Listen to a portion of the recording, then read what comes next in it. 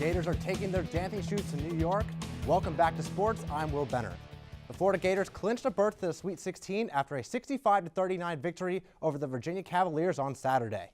This is the school's 11th Sweet 16 appearance in program history and the first since the 2013-2014 season.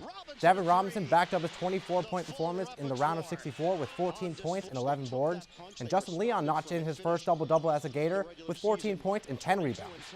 The Gators are preparing for a Wisconsin team that is coming off an upset win over the top-seeded Villanova Wildcats, and they're well aware that their season is far from over.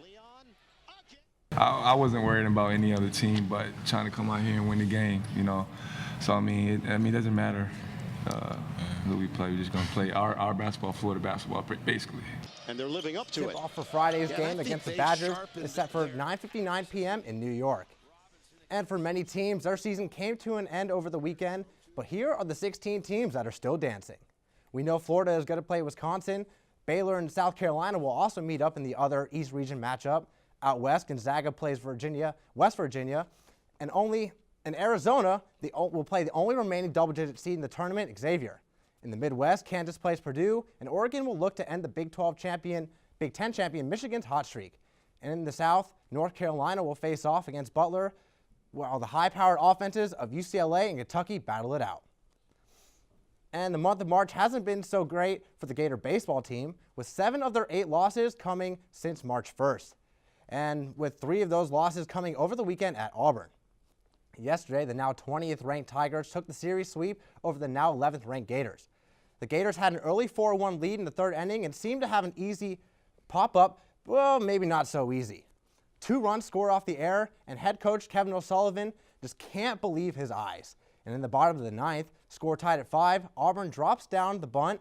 Frank Rubio tries for a force out at third and throws it away. Auburn walks off, breaks the Gators' hearts with a 6-5 win.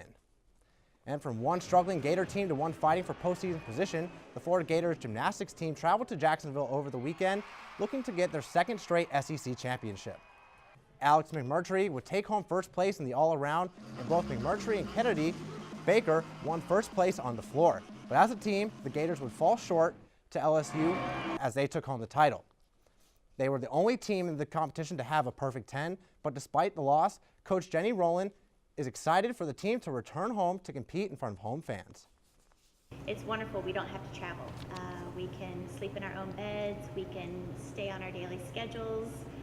Really, it's a great advantage to this team, and it's the perks of hosting. And the season is far from over as the Gators are hosting regionals on April 1st.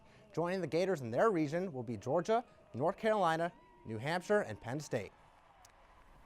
And, well, ladies, everyone's favorite Gator, Tim Tebow, is back in the baseball news. He has been called up to the Mets' low-A minor league ball club, the Columbia Fireflies.